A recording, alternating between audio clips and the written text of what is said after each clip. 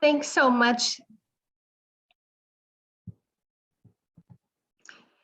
Thanks so much, Ellie. Okay, first off, can we say hands up thank you to Ellie Moore for all of her work that she has done to connect our nonprofits to the Community Foundation in a broader way than just our grant making. So Ellie recently celebrated her 2nd anniversary with the Community Foundation. We're just so delighted to have her, and thanks for all that you do for our organization and everyone else that you uplift with your work. So Ellie, thank you so much. It is my great pleasure to welcome a Community Foundation board member, Michael Benning, to our call. Michael's the Director of Digital Marketing for University of Iowa. Michael has been a board member now for 6 years, and unfortunately our time together with him being on our leadership team is wrapping up, so he'll finish his board service on June 30th, but we couldn't get him to go away before we shared his expertise and wisdom with all of you. Michael's been instrumental in so many facets of the work of the Community Foundation, helping us revamp our social media presence, but also we did a new logo and a new website and all sorts of great things under Michael's leadership. So we're really excited to be able to share his expertise with all of you. And so with that, welcome, Michael. Thanks for joining us today. Thank you so much, Shelley. It's awesome to be able to communicate this important information to everyone. Thank you for all that you do for our community and the nonprofits that you serve. If you ever want to get in touch with me and hopefully you find some things that I've said today valuable, I am always happy to be a resource for you and lend in an opinion or give my perspective. I have the opportunity at the University of Iowa to manage our main social media channels, the U Iowa accounts, as well as kind of serve as the expert on campus in communicating to all the different people that run channels for all our various colleges and units and departments and give them advice and strategic direction related to social media. Also have the opportunity to run our paid advertising for the University of Iowa on digital marketing related, at least. And so that means kind of with our digital recruitment and stuff like that. And so I'm very pleased to have the opportunity to talk to you about social media specifically today. I've had the opportunity to run various social media accounts for roughly 8 or 9 years now. Before I came to the University of Iowa 6 years ago, I worked at ACT as a social media director there. And so I've had a lot of opportunity to grow in this field and see how it has evolved over time. You know, things happen very quickly, but many things also stay the same. And so I will throw my email in the chat real quick, just because I did mention that if you ever wanted to contact me, I am available and happy to help with any situation that you might find yourself in, whether that's a crisis situation or just a general question about social media. But I will share my screen now and get to the main portion of what I was hoping to share today. Today, we're going to focus on 5 specific tips to running strong social media channels, as well as I'll share some broad overview of how different social media channels are performing right now from our perspective and what research is showing. And I'll give a little bit of recommendation, in my opinion, about how to handle different social media channels. I know that you might be short on resources, and so I'll try to take that into consideration as I share some of those pieces of advice or recommendations as well. I want to brag about our team a little bit before I jump into the meat of what I'm going to talk about. And our team for the last 3 years has won this really cool thing as the most engaged with social media channels in all of higher education. It is a engagement report that is put out by Rival IQ, and they are a digital marketing agency out of South Carolina. And so they take analytics and different metrics from all across social media channels and compare universities and colleges across the country and throw out rankings essentially across different channels and who is the most engaged with social media channels. And at the University of Iowa, we've been super excited and honored to be ranked #1 the last 3 years. Hopefully this year will be the 4th, who knows? But if not, we've made a nice little run at it. And I want to get into a little bit of the specifics of why I would say that is the case. #1, we have an awesome alumni base, an awesome fan base of people that really loved being a Hawkeye, that love their time at the University of Iowa, whether they're still here or are alumni now. And so we just really get to benefit from that amazing experience that they've had at Iowa. But also beyond that, the thing that I would point to is the fact that we are laser focused on understanding our audience and providing content that they value. It's often less about telling the audience or our followers what we want them to hear and more about understanding what they value hearing from us. And so providing value on our social media channels is super, super important. So that's the first lesson. The most important thing that I hope you hear today is that what you are posting on social media needs to provide value for the people that are receiving it. And it oftentimes might mean that's less about telling people what you want them to know, and it's more about being in tune with what can you share with them that would be helpful for them to know. This little cartoon, I guess, does a good job of explaining that. Oftentimes there are things that we want to say, but our audience isn't super interested necessarily in what we have to tell them. And so right there in that spot in the middle is a really great sweet spot. But the reality is not all our content is going to be able to meet that sweet spot. And so at the University of Iowa, for our main channels, we kind of view it in this way, at this Venn diagram. First, on the left side there is what your audience values in the relationship, or what they value hearing from you that you can share with them on social media. And then on the right is that kind of those things that we really want to tell people that we know that they're not necessarily going to give much care toward. And we just really need to tell them that because it's a really important information. It's part of who we are. And even if we don't get much engagement about that, we still need to say those things because they're so important to our brand. And then there's those things right in the middle that kind of has the overlap. So to give you a better picture of what I mean by this, on the left side there, what our audience values in the relationship at the University of Iowa related to social media posts would be things like pretty pictures of our campus and the Hawkeye football team on game day and major sports successes and things like that.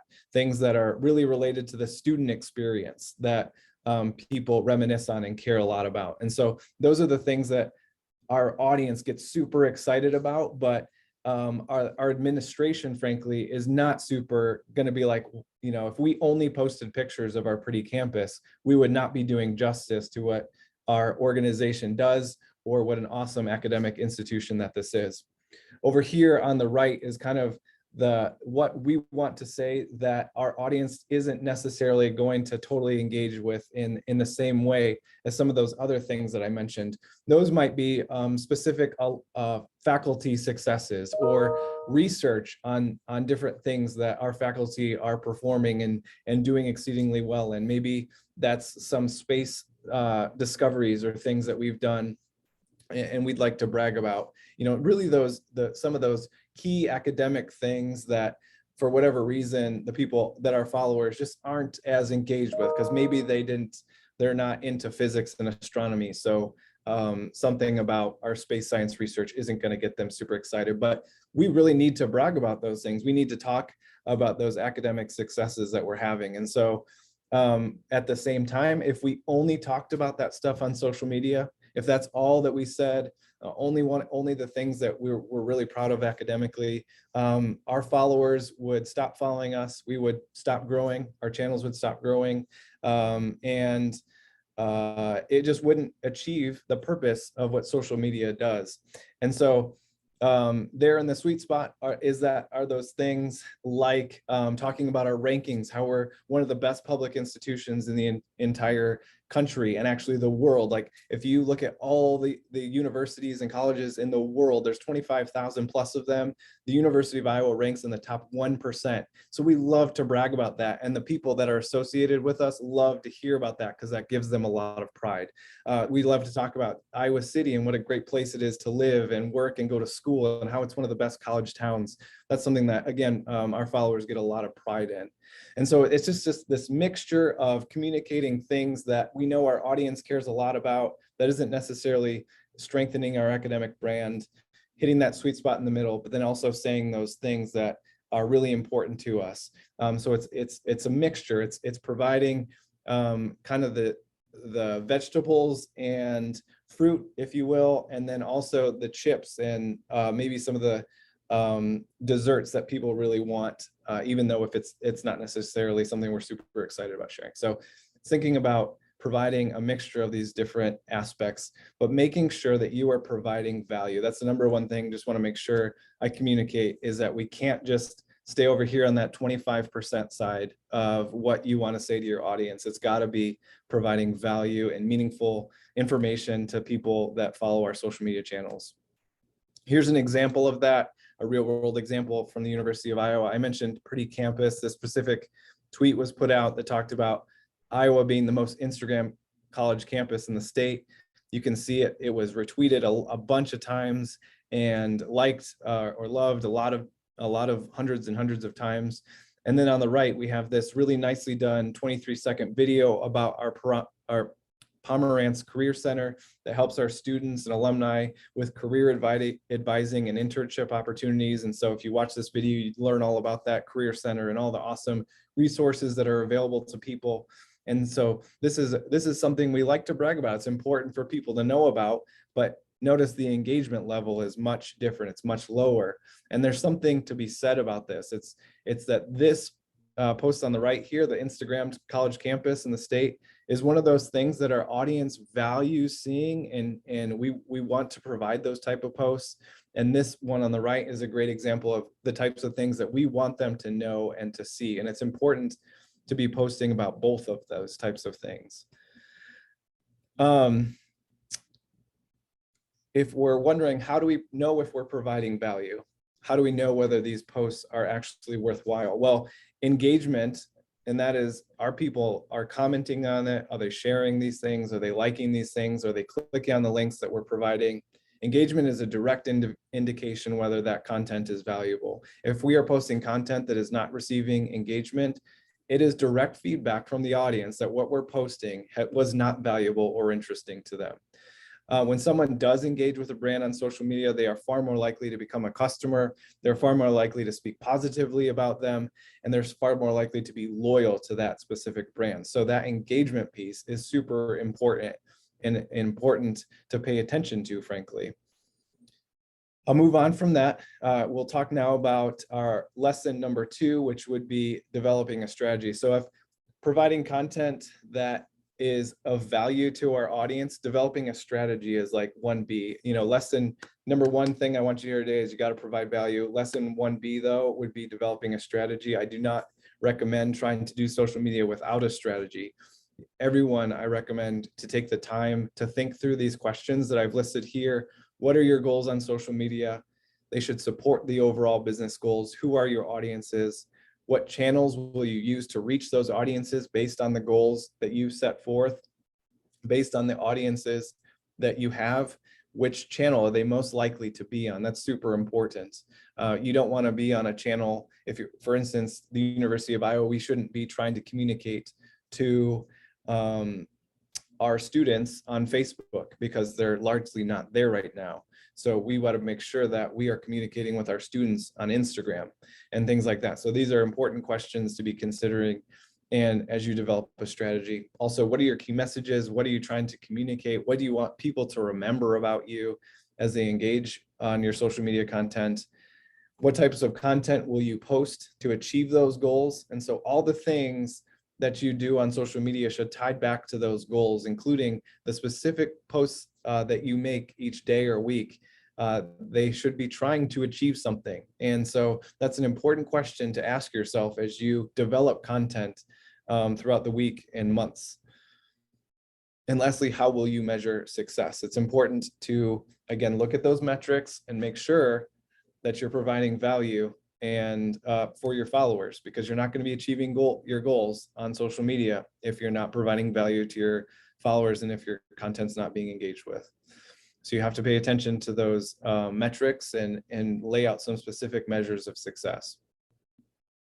Number 3 is a big recommendation to make sure you're using compelling imagery and video. Social media is obviously exceptionally visual, and so we need to take that into consideration. I've posted a bunch of different photos from houses into homes. One of my favorite nonprofits in our area, if you're not familiar, Houses into Homes takes in secondhand furniture and home goods and then redistributes them to people in our community that need them. And it's an amazing organization, and they do a phenomenal job on social media showing us what's going on. They're showing us here in this top right picture is different volunteers organizing their warehouse.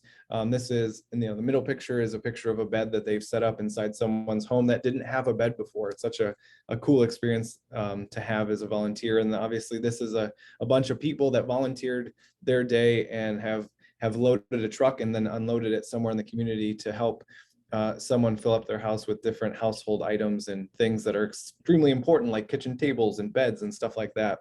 But Houses and Homes doing a great job of showing what their mission is and how it's being accomplished out in the community. And so those texts and those videos, super important for social media. Some ideas would be photos of customers or people that you're serving, photos of events, behind the scenes photos. Just be sure that you're visually showing the impact that you're making in the real world.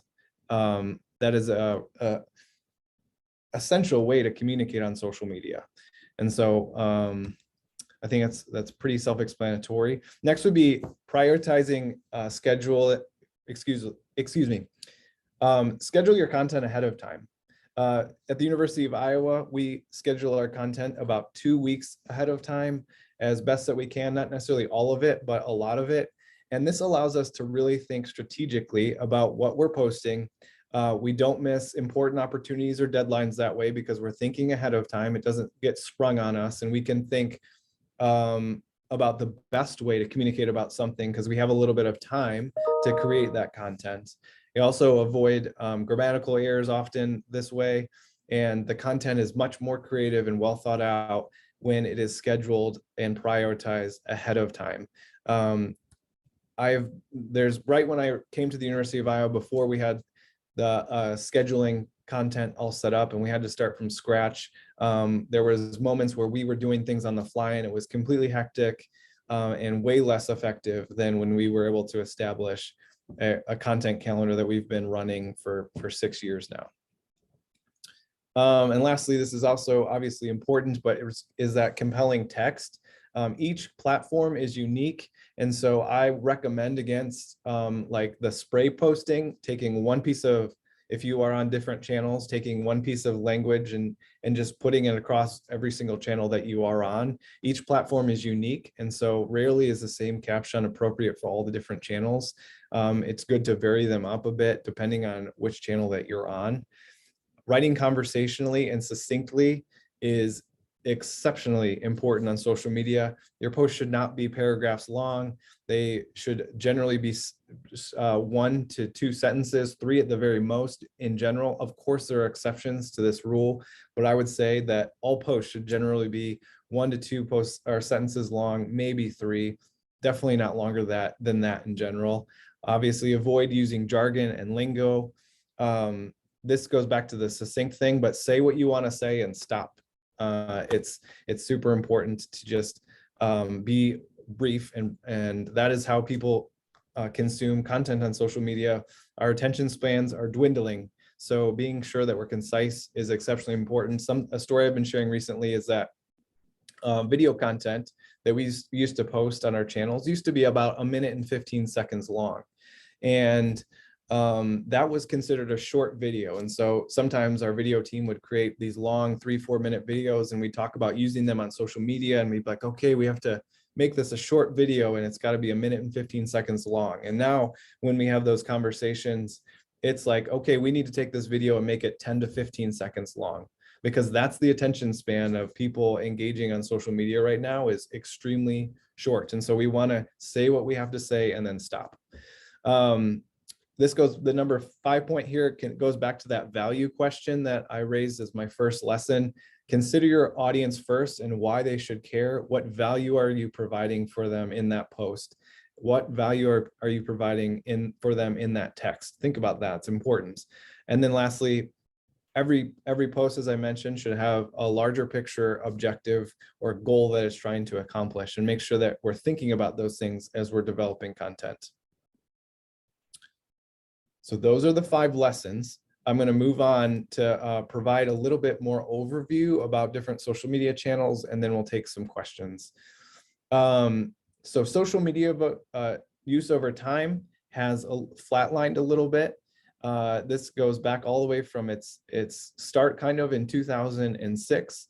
But the point of showing this is not to say that it's flatlined, it's to say that it's extremely relevant and important. You know, almost 80% of US adults say they're on at least one social media site. So this is an exceptional opportunity to communicate with people. It's a good use of our time, frankly. So when we think about Facebook, what we're seeing at the University of Iowa is a dramatic reduced organic impressions. That means when we post something to our social media channel, Facebook used to push it out to a significant percentage of our followers, like 50% of them. So when we had started at 100,000 followers when I got here or so, our posts were getting shown to 40 or 50,000 people every time. Now we're close to 200,000 followers, but organically our posts are shown to about 10,000 people. So maybe 5% of our followers are actually seeing our posts. And so that makes our job harder, right? Honestly, as when we post things for free, less people are seeing them. We're also seeing a stagnated user follower growth, but despite those headwinds, we are still getting really strong engagement on our Facebook posts. And so it's a really strong and important good use of our time. Facebook is still very relevant, and I'll get into more of that in a second. Growth on the platform has stalled since 2019, and Facebook lost active users for the first time in their most recent quarterly report. They're experiencing a decline in growth among young adults. And so that's important if your audience is basically anywhere between 13 and maybe 25, 29 years old. But still, with those negative things that I've shared, it is still by a lot the most used social media platform. So it should not be diminished. It should not be disregarded as something that's not important.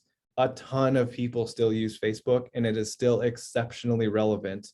It is still used the most frequently on a daily basis among any of the other social media platforms. So with that said, I would just recommend that you continue to post regular updates if your target audience is out of college on this channel, because it is still exceptionally valuable. And just this is some more Pew research that I wanted to share. This blue line is Facebook and the number of US adults who say they use it over time. As you can see, it is flatlined. However, it is leaps and bounds way more popular than these other channels. Up here is YouTube, which I don't necessarily consider like a true social, I mean, it is social media technically, but when I think social media, I'm thinking more of Facebook, Instagram, LinkedIn, Twitter, TikTok, that type of thing. And Facebook crushes them in terms of total user growth over time, or current user traits. So that said, Instagram is number 2.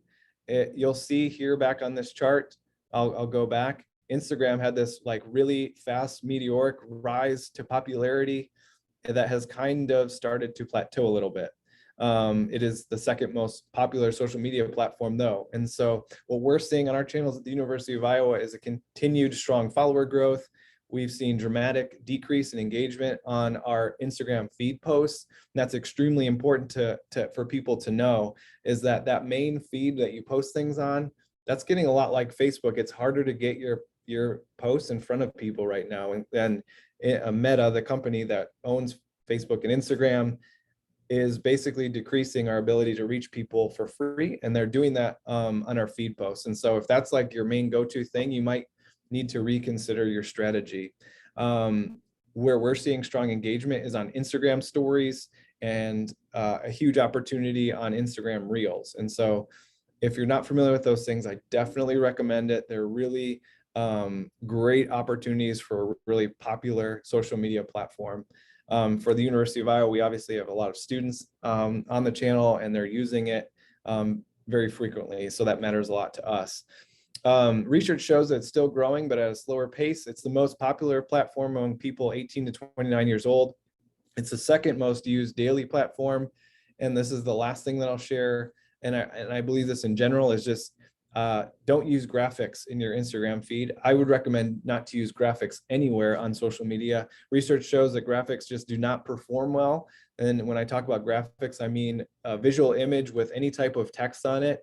If you're going to use something like that, I would use sparingly with words, very, very few words. But yeah, any type of graphic with a lot of words on it is, social media is not the place for that type of content. And so I just strongly recommend against it. It doesn't do well on our channels. It doesn't do well on other people's channels. Research shows it.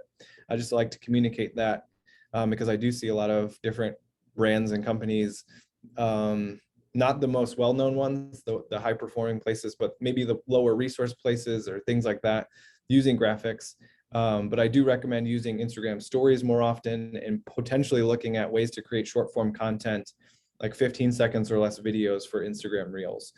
Instagram is pushing out those Reels thing. They're trying to compete with TikTok right now. And so that content's actually going to get shown to people as opposed to the regular feed post, which is getting shown to people less frequently. This goes back to that frequency of use. And so I wanted to show, this is among US adults who say they use each given platform and the percentage of which site they use each day. And so as you see here, Facebook is by far the most frequently used channel. And then you have Snapchat and Instagram out of people that are on the channel. I don't know if anyone's on Twitter. It's less likely, so I'll be more succinct, I should say, with this one. Our channels are growing, but we're seeing a significant decrease in engagement. It's often become a toxic environment during crises. People are very flippant with their words and express a lot of emotion and anger, and that can be draining, frankly. But for us, it's a valuable place to be because it is popular among faculty and higher education. Research shows that it is the least used social media platform among major apps, and there's actually fewer percentage of people using it now than in 2018. And so if that's something where you are struggling with resources and time and you are on Twitter, I might consider posting less frequently, or actually just moving all of your time and your focus to a different channel. Lastly, I'm going to talk about TikTok because it is experiencing the fastest growth of any social media channel to date since probably Facebook was created, even faster than Instagram was experiencing, probably starting in 2015 or 2016. So TikTok is the last 2 years has experienced massive growth. Our channels, we've been on it for almost 2 years now. And from month to month, we're seeing very strong but unpredictable follower growth. And what I mean by that is we will gain a bunch of followers based on one strong post in a month. So if we have one strong post, we might gain 1,000 new followers. And then the rest of the month, we might only gain 5 new followers a day. And so it's really dependent on how strong we have in each one given post. Like I know a account on our campus that has 1,500 followers, and they gained virtually all of their followers because of one post that did really well. We have very strong but inconsistent engagement, similar to the other idea with our follower growth. If it seems to be hit or miss. Like we either have a video that hits the sweet spot and gets shared a lot and gets liked a lot and gets a lot of engagement from people all over the world, country, beyond the Midwest even, or it just kind of falls flat and we don't get much engagement. It doesn't get shown to very many people. And so sometimes it's really strong and really strong engagement, but then sometimes it falls flat. I would just say the For You page is what makes TikTok really intriguing to me, really excited, is that people that don't follow the University of Iowa get to see our content specifically because of this For You page. And that's a really popular way that people actually engage with content on TikTok. And so this ability to reach new audiences that aren't already following us is really, really cool. It does take a lot of time to create content for TikTok. And so that's something important to think about if you're ever considering getting on it. Research shows that that ability to like put songs into videos is extremely valuable because it allows people to remember your brand basically better.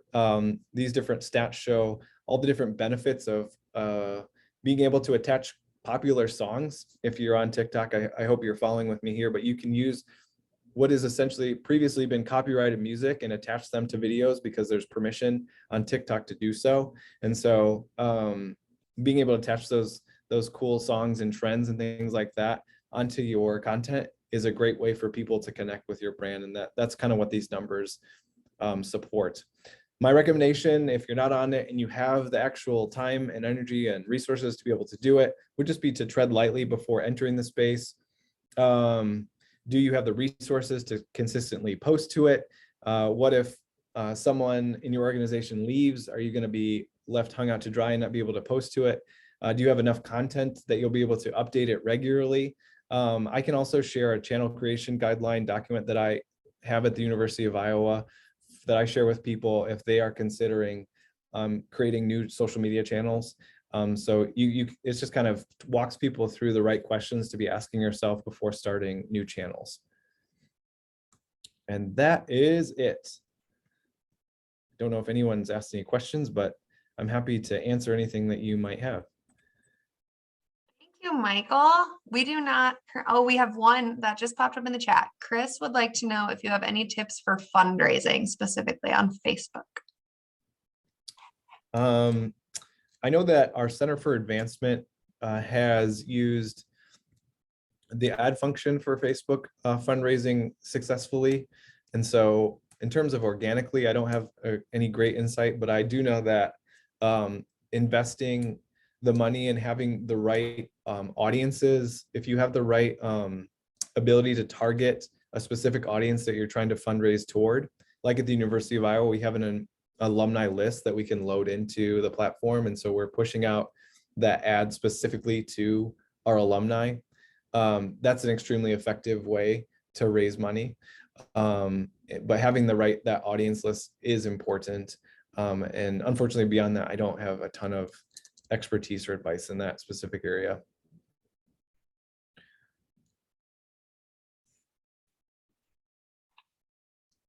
Any other questions for Michael? Feel free to unmute also if you have a question. You're welcome to do that.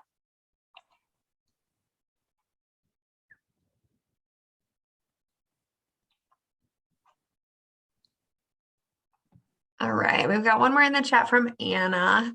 How often should organizations be posting to stay relevant? They have little time and resources to decide how to navigate that. Yeah, that's a great question and a common problem. I think to stay relevant, at the bare minimum would be once or twice a week on any given channel. It would just be the bare minimum to stay relevant. Ideally, you'd be able to post 3 or 4 times a week, but understandably, people that don't have the resources to be able to do that, one would be like the bare minimum, but 2 would be better, you know. And I think another piece of that is being able to share other people's content that's relevant to your org is really helpful. That's one that you might not have the time to create, but you can share. Oh, a couple more. Michael, are you seeing these come in? Yeah. Okay.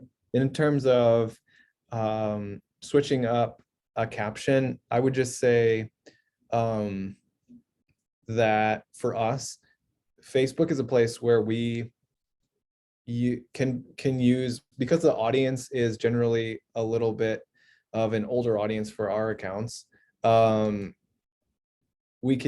People have a greater attention span. That age range seems to have a greater attention span, frankly. And so our text might be a little longer. It might be more descriptive.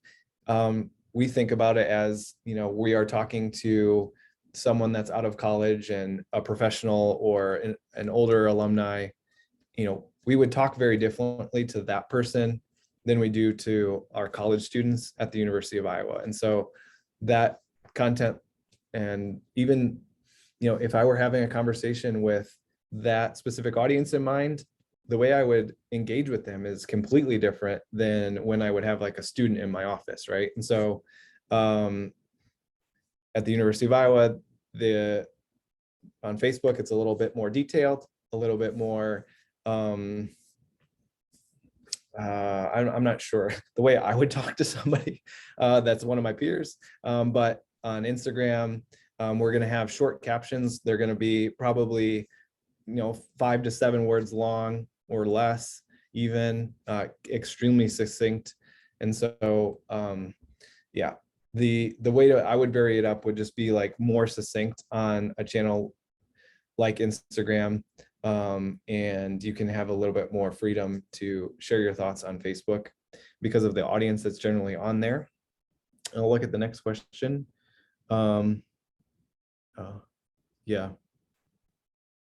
Yeah, that's hard. I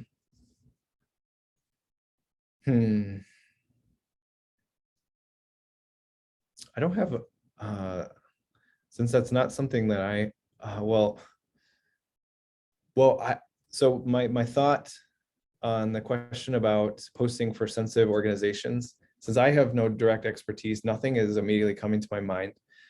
But for anyone that is having an issue of coming up with content ideas, an awesome thing that we do to inspire ourselves is to look at our peers and come up with a list of, I just would encourage everyone to come up with a list of peers that they think are doing social media really well and follow them regularly, look at their accounts, look at the things that they're posting about. And so in this instance, it would be home hospice care. What are other large home or small home hospice cares around the country posting about? It would take some time, do some searching, but find different ones on social media that you might respect and see how they're doing it, and then potentially get some ideas from them.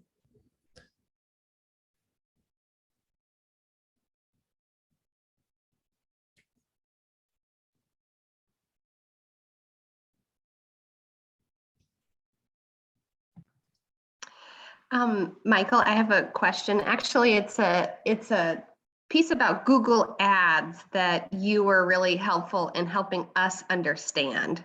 Mm-hmm. Can you quickly share just how Google Ads might be beneficial? Because many people are on a shoestring marketing budget, and you can get a lot of traction for little investment. Right.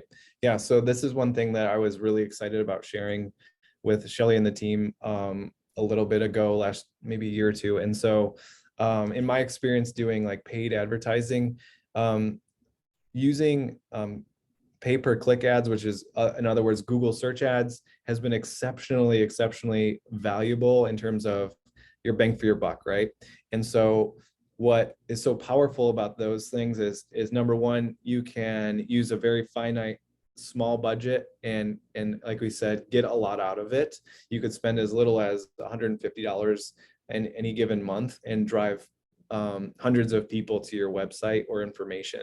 And what makes it so powerful is obvious in that people are actively searching out your services, and the ability to get in front of their face right away is extremely valuable, and Google search ads allows us to do that. And so if they type in, they're actively searching for something that you do, and you get the opportunity to pop up first, and they can see your brand and your organization and understand how you might be able to help them with the thing that they're searching with, is extremely valuable. And we're seeing that you don't have to spend a lot of money to get a lot of pretty encouraging results. That's great. Thanks, Michael. Not exactly social media, but very helpful. We found that to be very helpful. For sure. Any last questions for Michael? I do have a few wrap-up pieces before we leave. So we don't have like fancy cameras or like editing to do videos. Are there suggestions that you have about how to go about collecting those things? Yeah, that's a really good question. And I like the great news that I have to share with everyone regarding video is that the expectation or the way that people consume video now is that it does not need to be super polished and professional anymore. Video taken off your phone and creating an authentic look is great. And so you don't need professional equipment anymore. You don't need to hire an agency anymore. It is literally something that you can go out and record on your own and actually edit within the platform to create simple short videos that are very relevant and appropriate for social media channels.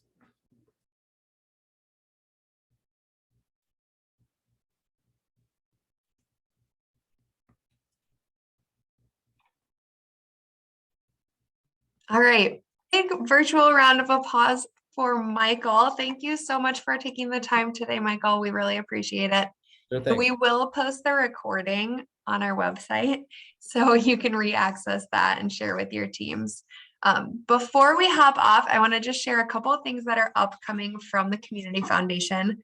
So our grants timeline was posted yesterday. I know you're all eager to have that information in your hands. So I'm actually going to share the link for our 2022 cycle with you all in the chat here. Not every piece of information is out quite yet, but the big timeline pieces are out. So that if you're on our e-newsletter, you should have gotten in your inbox yesterday. And then it is on our website. So check that out. We'll have some more Facebook posts and social media content coming for that soon.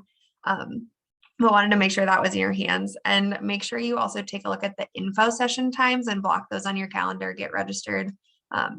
Either one, you can attend either one. There's two, just to make sure that it's accessible for everybody. They are going to be virtual again this year. So register for that Zoom and we'll hopefully see you on those days. Our next peer groups, we're kind of in the swing of those for summer already. So next Wednesday is our fundraising peer group, the 15th at 9 a.m. and marketing will be June 22nd. So hopefully we'll see you on those. And then our next ed session is August 10th, and that's an LGBTQ 101 for service providers specifically. So check that out on our website as well. Thank you all for joining us. Feel free to contact our team if you have questions. And I know Michael threw his email in the chat if you have anything further for him as well. Have a lovely afternoon. If I can add and just have the CFJC team and Michael hang on the call, that would be super. Thanks.